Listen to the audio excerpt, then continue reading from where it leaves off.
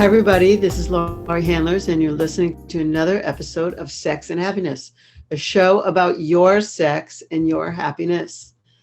And today, of course, is no exception. I always want to bring you people who will do something to help you get sexier and happier. And my guest today will do that thing. So today I'm talking with Veronica Clark. And Veronica is an international sex and intimacy coach and yoga instructor who focuses on helping women and couples overcome the effects of sexual trauma. So guess what we're talking about today?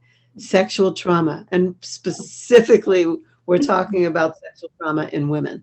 So Veronica, welcome to Sex and Happiness. I'm so happy to be here. Yeah, this is an honor. Thank you. Yeah. You're so welcome. Yeah. So what many of you don't know is Veronica and I know each other. It's not like she's a stranger to me. We work together. We'll talk more about that later. We actually met in Iceland, although we both live in Arizona. Isn't that incredible that we traveled across the globe? Yeah, it's I know, and we were on the same flight, only we didn't know we were on the same flight. So then we saw each other in the airport at like the wee hours when our flight landed, and there we both were in Iceland. I love that. You know what I have to just share really quickly, something I really loved about that is being able to just share a meal with you. And it was so cold and it was so dark outside. And I know we were so tired and just sitting there, these two women just bonding and over what are we going to get? What are the names? What kind of food is this? Are we going to get caught in the morning? What? It was beautiful though. I love that.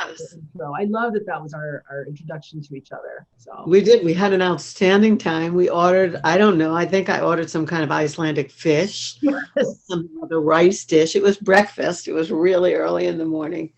Yeah. And it was fabulous. And that's how we got to know each other.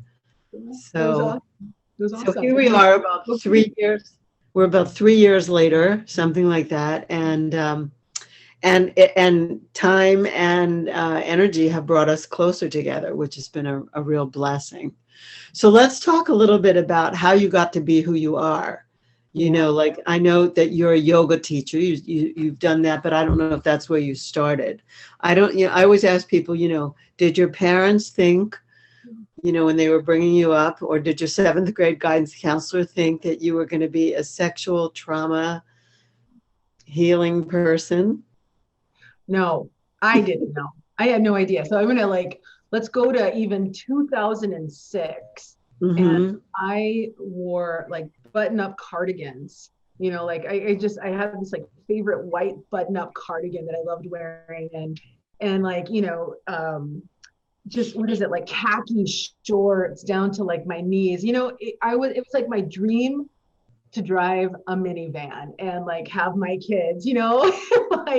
Seriously, I felt like this was great to have a family, have 5 beautiful children, to be married. About that time, I was really at an incredible point in my life with my career. I was in banking and finance. And so it was that felt really good. I felt good about being modest and conservative. And it was there was even a point where I thought, I'm going to be mayor of my city. It just felt like I had it all together. I had it all together. Yeah. So no, this was the furthest thing from my mind. There's no way I would ever say pussy out loud or anything related to sex. I mean, and the thing is, the truth is that while I was doing a ton of work in the community with regards to domestic violence and sexual abuse, I was not ever talking about my own abuse.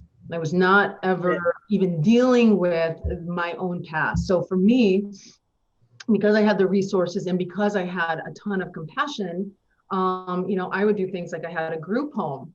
And I also at the same time had a women's recovery home. So if women were recovering from drug and alcohol or domestic violence, they could come to my home. So I had all these incredible things that were happening. But wait, this wasn't in your home. Was this in your home, or were these two homes? No, I had other properties that actually, they were absolutely separate residential properties that I purchased specifically for this purpose, and had a nonprofit organization. I still have the nonprofit organization, but all of these things to help ensure that I was providing these services. And in many ways, I was bypassing my own healing because I wasn't recognizing like why I was doing this in the first place. So it's like I had all this success, I was doing all these amazing things, and that was like, that's good enough, right? Like this is healing, until I had a breakdown. I had Wow. a legit nervous breakdown, and Wow. and the breakdown didn't happen really until like 2009. But it was devastating. It was financially devastating. It was emotionally, psychologically devastating. But when I look at where I was, this really buttoned up. I mean, it's like, seriously, when I think about like the cardigan and like, like I was so buttoned up, right? And tight that like, of course I would have a breakdown. But what I realized is that it was a breakthrough. It was really a breakthrough. And it took me some time to be able to see that, but that's what it was. And so, back to your original question about like, did anybody in my life ever imagine that I would be a sex and intimacy coach? No, I don't think so. Because No. that was like something that there was no way for me. There was no way for me to really come to terms with like enjoying pleasure out loud, or expressing pleasure, because everything in my life, because of the ways that I was creating unconsciously, I'd created so much repression around sexuality with my relationship with my husband, which was super sexually repressed for over 10 years. And in many other ways, there was just so much repression around sex. But you had But 5 kids. I have to just say you had 5 kids, I, so you must have done it a few times. I didn't, like, let me tell you, like, this is kind of funny. I have 3 children that were born in August, like August 12th, August 17th, and August 18th. And so I said that I joked that like the most of the time that we did it was in November around Thanksgiving. So like that was it. No, but for sure I had sex. For sure I had sex. But it was like so perfunctory. It was very disconnected.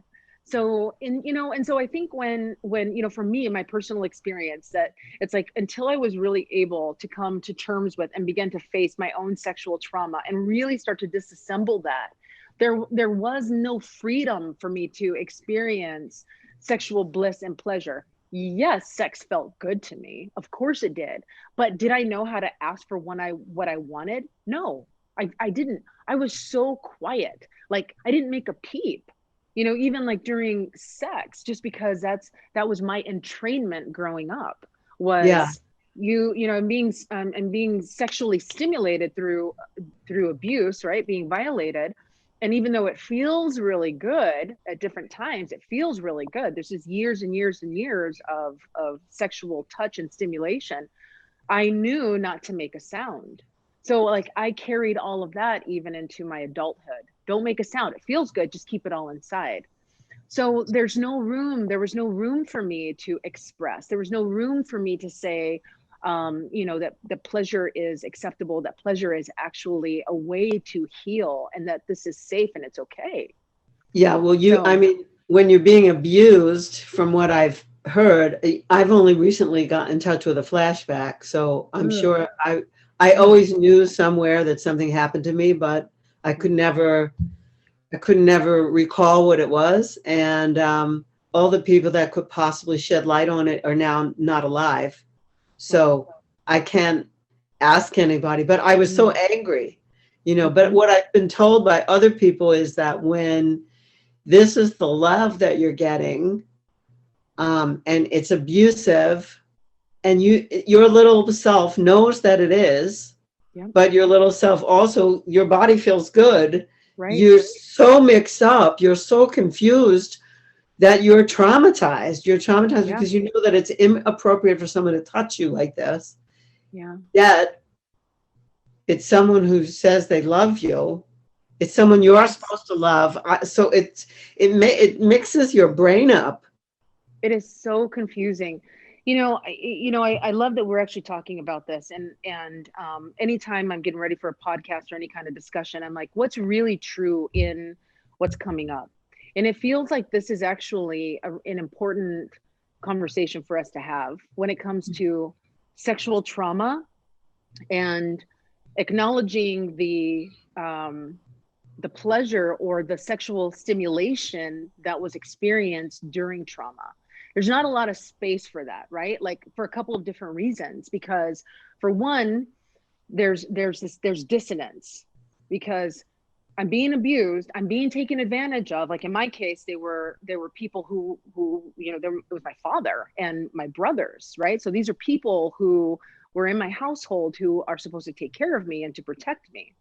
So because there was like no violence, like no actual physical violence that was right. No one was holding a gun to your no head. one was holding a gun to me, right? Nobody's holding a Right. gun to me. There's nobody that's beating me up. I'm not being tied up or any of those kinds of things, right? So that kind of is like, well, this is kind of confusing. It feels really good. It's weird, but there's something, just like you said earlier, your little self knows that something's not right.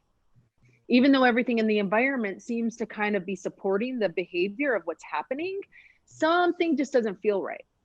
Well, then you add in the part, well, this actually feels kind of good. And it just does. It's not even like a thought has to necessarily register. I don't remember ever thinking, oh my God, this feels good. It just did. It just was. Look, you have a body, you have skin, it's visceral. It's not, Yeah. the brain knows like these people love me and they're supposed to love me. They're probably not supposed to love me this way. Right. Somewhere, I don't care if you're an infant, somewhere inside you, you know that this is wrong. But Yep. as an animal, which we all are, human Yep. beings are animals. As an animal, the physical body responds. Absolutely. And most people don't talk. I saw a TED talk about it, but most people aren't. It's shameful, Of course. to talk about the fact that it could have felt good. Yep. And someone once said to me, I mean, early in my tantra teaching, someone said to me, it's like the fleas. It's like that comparison of if you put fleas in a jar and there's a lid on the jar, they'll only jump as high as the top of the jar to try and get out. When you take the lid off, they still only jump as high as the lid was. And if that's love, an expression of love, that's all you know. That's it. And that's all you're going to continue to recreate. That's all that we can reach for within ourselves, outside of ourselves, like whatever it is, exactly, until we really can start to do the work of unraveling it, which is complex and delicate and takes time. I want to, before I even go into that part, because I think that's important, and I want to share how I was able to get to that point. Yeah. But this part about like this entrainment or this, like, it's like this brainwashing that can happen. And it's so super nuanced that it's like, it's hard to pick apart. But when you're being abused at such a young age and it feels good, and you know that your caregivers, it's like, my caregivers, they care for me, they love me, they're nice to me, right? I'm still being fed. There's nothing that seems to be really taken away from me, because we don't know what we're losing in this exchange. We don't know what we're losing in this exchange of being quiet. Exactly. The little self doesn't know. So there's this giving up of self without even recognizing that, right? There's this entrainment and this confusion that continues to happen. I remember I was probably like 11 or 12, and my sister was also being sexually abused, and she's 10 years older than me. And so at one point we were discussing our abuse, and she said to me, she was like, my body betrayed me. And I might have actually, now that I think of it, I might have actually been a little bit younger, because I remember her clearly stating that to me. My body betrayed me, because what she was expressing is that it felt good to her. And I could relate to that. So then immediately I thought, oh, my body's betraying me because I feel this feels good to me. Not all the time, but there were points where it did, right? And specifically speaking about the pleasure part that's connected with sexual abuse. And that's really what I want to highlight. So when there's this part of my body's betraying me, the caregivers are being nice. They're not violating, or they're violating you, but they're not like physically harming. And so there's confusion around the violation. Is there violation or not? This is another reason why I didn't say anything for so many years. because it's really fucking confusing. And how So, would you have known how would you have known that this wasn't going on in every other family? Or how would you, oh my God. Oh, how could, that.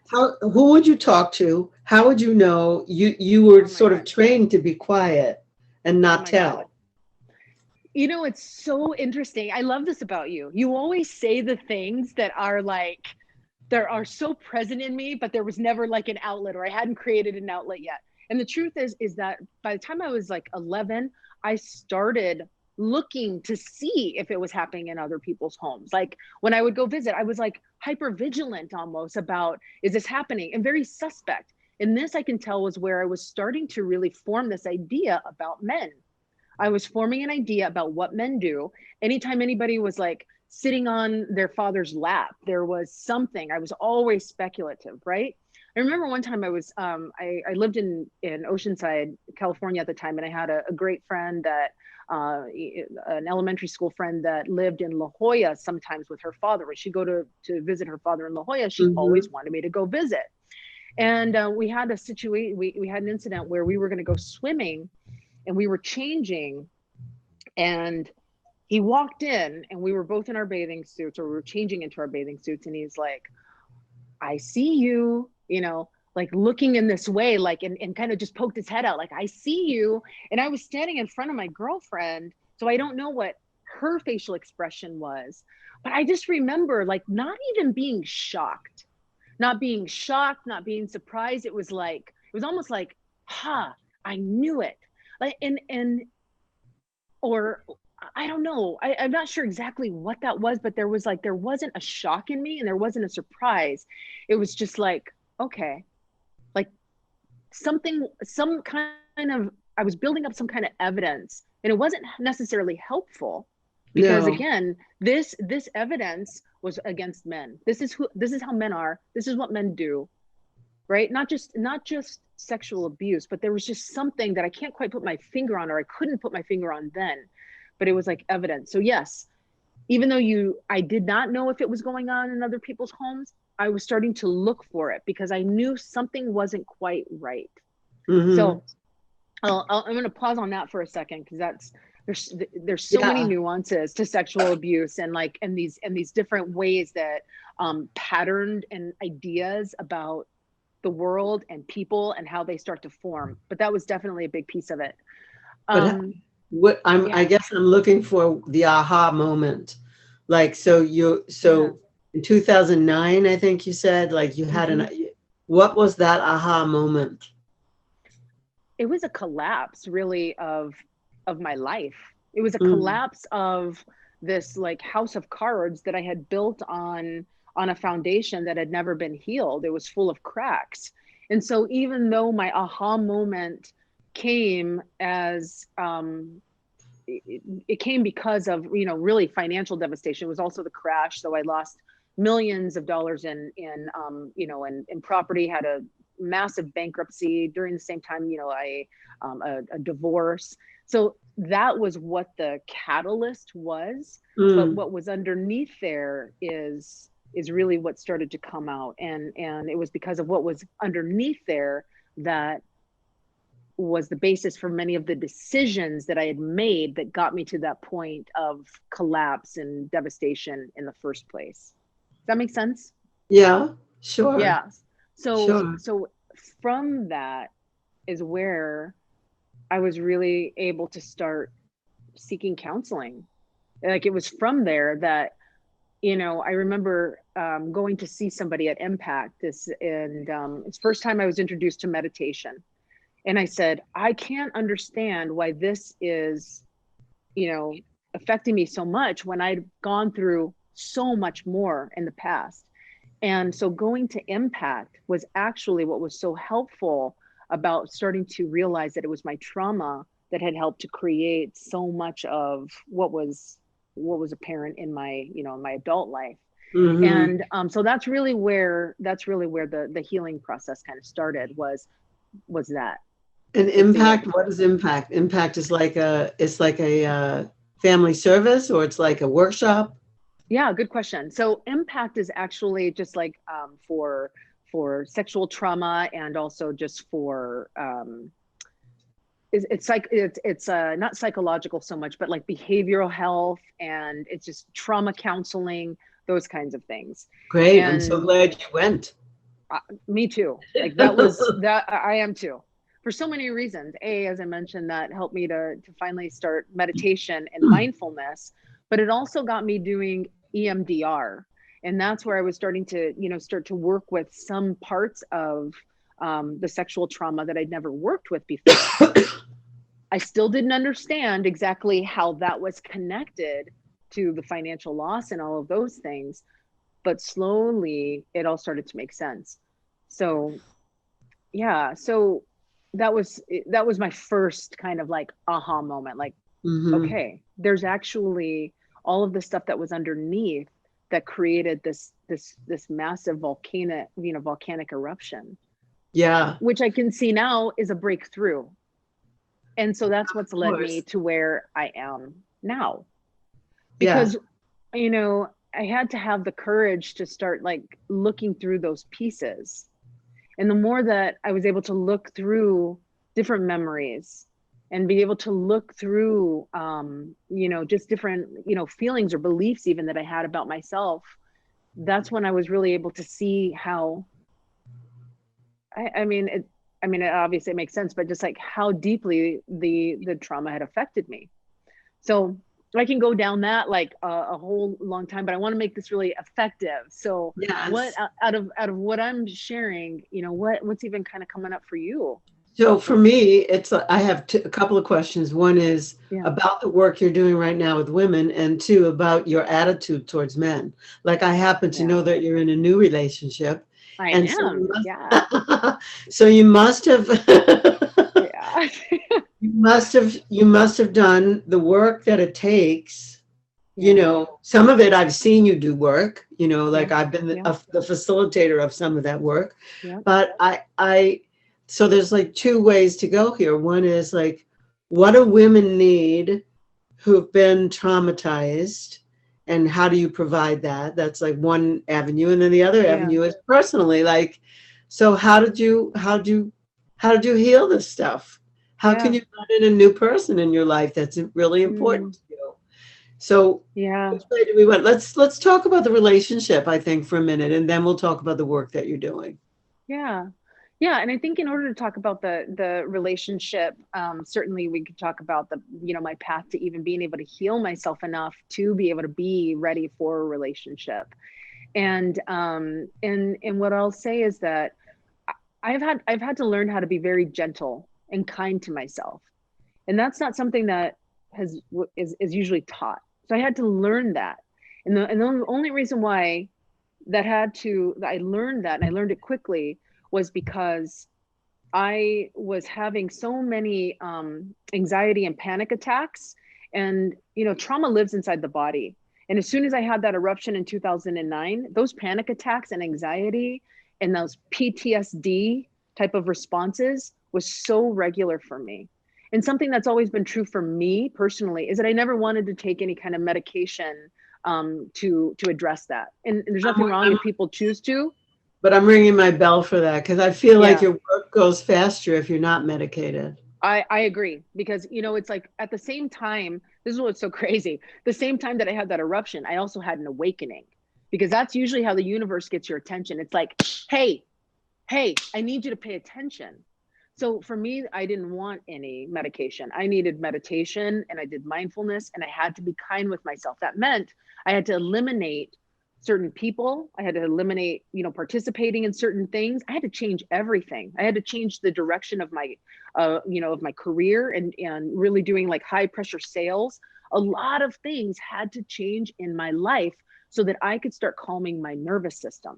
So that Yes. was kind of the first thing. So then Yeah. that included yoga on a regular basis, like 7 days a week. Like that's what I needed. Looking at myself every single day, facing myself in the mirror, building myself up, and not even realizing how I was contributing to um, this potency of self-love that I needed deeply. So that was a regular practice. I did get into another relationship, which was such a blessing at that time. And as I mentioned, that because I had I'd left, the 17 years old was the last time I'd had a really sexually, I was raped, right? And so that was 17 years old. I left from there and then moved in with my husband by the time I was like 19, 20. And although, yes, we had sex, it was still very sexually repressed. So for all those years, there was so much sexual repression. By the time I finally got into this new relationship, he was a younger man, and he hadn't had any children, and he was just full of life and beauty. And it was something I'd never experienced before. And it was the first time that I was like, oh my God, we can enjoy and experience sex in this way that was so elevating. I mean, we would have sex and it was like, I was in a rainforest. Like it was like dripping dew leaves, and there's like lizards. I mean, it wasn't even like us anymore. I was transported to some other place that I had never experienced. And that was so beautiful. And so we had this practice of regularly making love and regular being together. He was so kind and beautiful to me, and was always, every Friday would bring me flowers, roses, and like just was so loving. So I finally got to start experiencing men in a different way. And that was a gift. That was a gift. And I was with him for 7 years. So it was beautiful. It actually brought me to practicing Tantra and sacred sexuality. And he and I would practice together. I also went to Kundalini yoga teacher training. And so I added that to my other training. And so it was just something that he and I got to share and practice together. We got to meditate together. We practiced Tantra together, yoga together. And it was like, it was blissful. And it was blissful until it was time for the relationship to end. Yeah. Well, when you say you were in the rainforest and there were lizards and all this stuff, I was saying to myself, well, they were practicing Tantra, whether they know it or not. I always say to people, it's like sexual connection could be like the thing people pay for when they want to take drugs. Like the DMT releases in your own body could give you visions and take you into the cosmos, etc. And it sounds like that's what you had in that relationship. It was so mind-blowing, and it was beautiful and kind and loving. And it feels like you reclaimed like your true nature, which was kind of stolen from you. It was. And what was really wonderful to see was that part that I still had space for that inside of me, that I still wanted it. I know that when I work with a lot of clients, it's almost like they are resisting it so much because it's scary. And I'll tell you, he and I, we had moments where having an orgasm, this is the first time I realized that having an orgasm would sometimes throw me into a traumatic response. And that's because I orgasmed during, sexual abuse. And so it was like that would create something, but he would hold such a beautiful space for me to be able to, like, sometimes I'd be like, get off of me, like, just get off of me. Or I'd get into like this angry, like I didn't know what to do with it. So I didn't, so where the healing kind of stopped, and because I didn't have the tools, was because I didn't know what to do with the anger that came up from the sex. Okay. So from the beauty of, it's like 1 minute, it's so beautiful and blissful. And the next minute I'm like, get the fuck off me. Right. Like I'm disgusted. I'm turned off. So I'm going to fast forward a little bit more. And so that relationship ended in 2017. And in 2018, I went to my first ISTA. And my mind was blown open. Like, I was like, what? Like, humans exist like this? It was the first time that I could practice in a safe container. This like exploring sexual pleasure in a way that was safe for me with my boundaries. Right now I had new language that I'd never heard before, never had. And I also learned emotional release. So that tool, whoa. Because so now you got the magic. You actually got the magic and the beauty of Tantra all put together in ISTA. So yeah, I can get it. I can get it. It's such a powerful experience, and it gives permission. There's a permission field that is so huge that there's room for it all. Your trauma, your beauty, your boundaries, your experimentation. And when things come up, all of a sudden you have tools to move the energy. That's it. Because if you don't know what to do with it, right, you can either get scared like I did. I was like, I'm done with this. Like there's just a stopping point. Yeah. So the more tools you have, there's more freedom. Now it's like, now there's more choice to be able to say, oh, this is showing up again. Oh, I'm having a triggered response. I'm having an orgasm. Now I know now that like having orgasms, like this is the impetus of all creation. I want them. You know, I want this orgasm. I want to feel this flow. Yes. And so I had an opportunity between that, you know, between 2018 and now to really start learning how to use those tools, gain more tools by attending like level 2s and continuing to do more work, continuing to do plant medicine, which has also been super big for me. And also using the tools of communication to express what I need, being able to, just practice more. And so even though I would say I'm still working on my healing, it's not all of the sexual trauma hasn't been eradicated yet, but I'll tell you that about 90% of it has. And here's the beautiful part about it. This is what I'm so excited about. During 2018 up until now, I took a lot of times where I was celibate and just worked on my own sexual pleasure, my own ecstasy. And when I did have partners, it was a very safe space for me to practice what I needed so I could heal.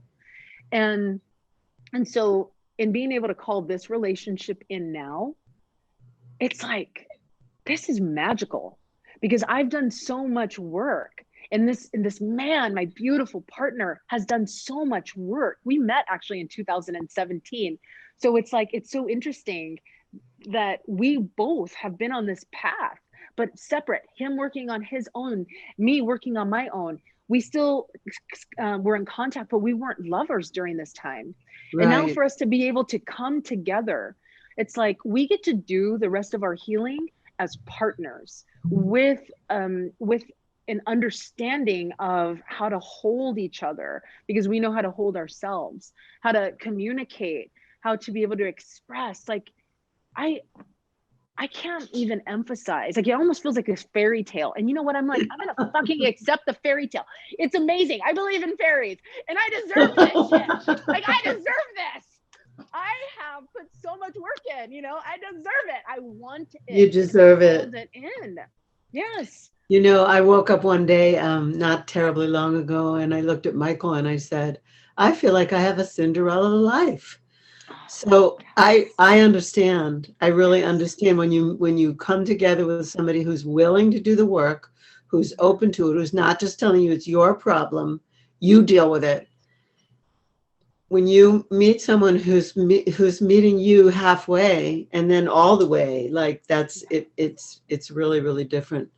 We need to move to like we need to. It's great. So Veronica, congratulations for number one, and two. Let's talk about the work that you're doing with women and how people can get in touch with you.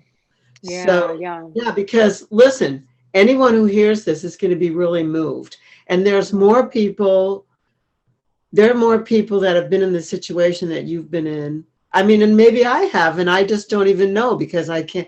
I had one flashback. I've been I spent most of my life being angry, couldn't figure out why. I had all the symptoms of somebody who'd been sexually abused and never could pin it on anyone or figure it out. I don't have the recall. Got chills.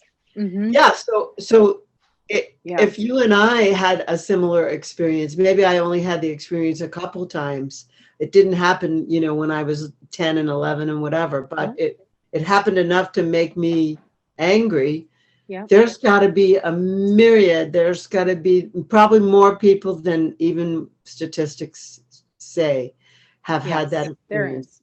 So Absolutely. You do women's retreats. I do. Yeah. And just really quickly, I just want to acknowledge what you've expressed and thank you for sharing that. And I know I work with a lot of women who have expressed something very similar. So I just want to just acknowledge you for that. Thank you. And just, continue to encourage, I'm just in awe of working with you, and I know the work that you're doing. So it's like, it's showing up, these memories show up when we're ready, when we have all the resources to be able to deal with them. So it's like, look at the perfection in that, the perfection in all of it. So yeah. One night I just had a flashback. I said to Michael, I think I'm having a flashback. I think I'm finally seeing what I've been trying to find out for my whole life. Yeah. So that's big. Yeah. So, along these lines, I work with women like one-on-one, where I work with them with the things that are coming up. And so I'm in my advanced year of somatic experiencing. So a lot of the work that I do is very titrated, right? It's a very slow going at my client's pace. So when I work with women, it's like we work with what's showing up there in the body, what's showing up in the sensation. So one-on-one work is one of the ways that I help to support women so that they can really heal their trauma. Yes. I also hold retreats. I have a body of work that I've created, and it's called Body Temple. And Body Temple is being able to reclaim our sovereignty by being able to reclaim all of the pieces about ourselves, the shadow, the ways, the behaviors of the mind that we've developed as a result of these shadow, ways and unmet needs. And it's really, it's all encompassing of spirituality, mentality, physicality, emotionality, sexuality. And it's gorgeous. So I do that. Right now I have a virtual school offering. So we do practices together online, which is also beautiful and vulnerable. And then I have in-person retreats as well. So those are some of the work that I have done myself, but I'm also excited because I get to do some work with you as well with sex and happiness, and which is also, I think, important if women haven't already started doing some of their work and want some like a safe environment with other people to start kind of exploring, is such a beautiful foundation to start getting into tantra, sacred sexuality, and also exploring, who am I and why am I showing up the way that I am? So I love those are all the pieces that I'm involved with. And just to kind of tie this up, you can find more information out about me, including sex and happiness and Body Temple and my one-on-one work by visiting my website at veronicalynnclarke.com. So it's veronicalynnclarke.com. And I'm also on Instagram, and I have a podcast called Liberate Your Orgasm. Yay. Yeah. Yeah. Let's just keep arriving. That's my new word for coming. Arriving. I've arrived. Orgasms in the world. I have arrived. I did get a chance to say that to my partner the other night. I was like, I am arriving. I'm arriving. Let's all arrive together, right? That's great, Veronica. So good. All right, everybody. So listen, you can get in touch with Veronica through veronicalynnclarke.com. You can also find Veronica in I want to say collusion, but it's not negative, in partnership with me. Yeah. I have a new team. Yeah, I have a new team, and we're doing sex and happiness journey. And so Veronica is one of the instructors in that. And we're having a blast. And you know what? Yeah. We're changing people's lives. We are making a difference in the world, sometimes 1 by 1, sometimes 40 by 1, sometimes 60 or 100 by 1, but we are making a difference in the world that that stacked itself against people. And I'm just going to tell you this, in this program that I'm in right now, I got to a place of forgiveness where I went back in time to forgive everything as if nothing wrong ever happened in the world. That's some big ass forgiveness. And I just, I was trying to describe it and saying, people did things that were wrong, and sometimes they did it innocently. and they couldn't help themselves, whatever. I got this big place of forgiveness in my heart for all the violators, all the perpetrators, everyone. And our job is cut out for us now to help people heal from those things and also get to a place where their hearts can expand so they can be in love. So they can something has to be invoked in the heart so that you can have a new relationship and you can be in love with yourself and with a partner. So, so Veronica, I love you and I'm thrilled to be working with you. And yeah, and I want to thank you for being a guest and being so so upfront. So what we talked about, a lot of people wouldn't talk about. I know. So thank you. Yeah, it's my pleasure. So Thank much. you. All right. You. Blessings So- to everyone. One quick thing. Yeah. If somebody realizes that they're falling apart and they realize all of a sudden they get this aha, something might have happened to me, what's the first thing they should do? I think the first thing, I think that's really important. I mean, there's different ways. I think reach out to somebody who has the capacity to hold space for them as they can just share and express what's moving through them. Because when they're feeling in that place, it's important to not just like go and take go to authorities or go, kind of depending on what's happening. Right. Like to really touch in with somebody who can hold some space for them so that they can come up with clarity. And then the second thing I just want to share, I have a ton of resources on my website also in regards to sexual trauma, abuse, even sex trafficking. Like there's a lot of different resources that are out there, but find somebody that can just be right there to hold your hand when you need somebody. And then as you are guided to additional forms of help, that's going to be able to, support you and where you are. So I think the message is, everybody, you are not alone, and you can reach out to people. There are people like us around to catch you if you need it. Yes. Veronica, thank you so much. Everybody, thank you for listening and tuning in to Sex and Happiness. I'd love you to be back with me next time, and I will have another amazing guest. And Veronica Clark, I love you. Thank you so much. I love you. I love you. Bye. Thank